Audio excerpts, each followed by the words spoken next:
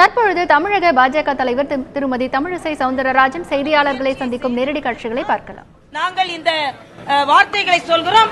நாங்கள் வலிமையாக எடுத்து வைத்ததன் காரணத்தினால்தான் கட்சிக்குள்ளே மாறுபட்ட கருத்து இருந்தாலும் மத்திய அரசின் வழக்கறிஞர் மிக தெளிவாக மத்திய அரசு ஜல்லிக்கட்டிற்கு ஆதரவாக இருக்கிறது என்று அந்த வாதத்தை வைப்பதற்கு தமிழக பாரதிய ஜனதா கட்சி தான் காரணம். அதனாலதான் சொல்றேன், இன்று வழக்காடு மன்றத்தில் இருக்கிறது. இன்று ஒரு வழக்கு நடந்து கொண்டிருக்கும் பொழுது இல்ல எனக்கு இதுதான் விருப்பம் என்று நாம் யாருமே இதை வழக்கை மீறி செய்ய முடியாது. ஆக இது எல்லோருமே வழக்காடு மன்றத்தில் இருக்கும் பொழுது என்ன நடைமுறையை பின்பற்றுகிறோமோ அந்த நடைமுறையை தான் நாம் இப்பொழுது அதிர்ச்சியுடன் பார்த்துக் கொண்டிருக்கிறோம். இதற்கு மேல் என்ன செய்யலாம் என்பதை விவாதித்துக் கொண்டிருக்கிறோம்.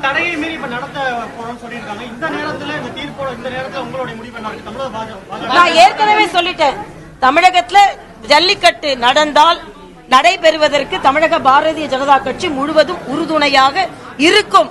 எந்த விதத்திலும் ஜல்லிக்கட்டு மத்திய அரசிற்கு எதிரானது கிடையாது. ஜல்லிக்கட்டே நடந்தால் கூட அது மத்திய தலைமைக்கு எதிரான கருத்து கிடையாது, மத்திய அரசிற்கு எதிரான கருத்து கிடையாது. ஏனென்றால் மத்திய அரசு தான் தெளிவாக எடுத்து வைத்து விட்டார்களே, நாங்கள் ஜல்லிக்கட்டிற்கு ஆதரவாக இருக்கிறோம் என்று. நீங்கள் எங்களது முயற்சியில் எப்பொழுது சந்தேகப்பட வேண்டும் என்றால், நாங்கள் சென்ற அரசை போல அதை ஜல்லிக்கட்டு நடைபெற வேண்டும் என்ற வாதத்தை வலிமையாக எடுத்து வைக்கவில்லை என்றால் நீங்கள் என்னிடம் கேட்க வேண்டும். வலிமையாக எடுத்து வைத்திருக்கிறோம்.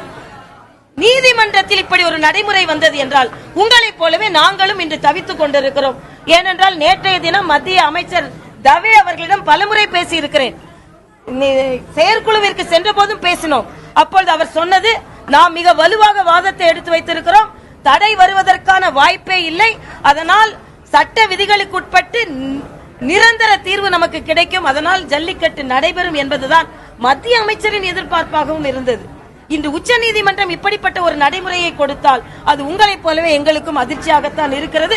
ஆனால் எந்த விதத்திலும் தமிழக மக்களைப் போல அனைத்து கட்சிகளையும் போல உணர்வில் நாங்கள் பின்வாங்கவில்லை.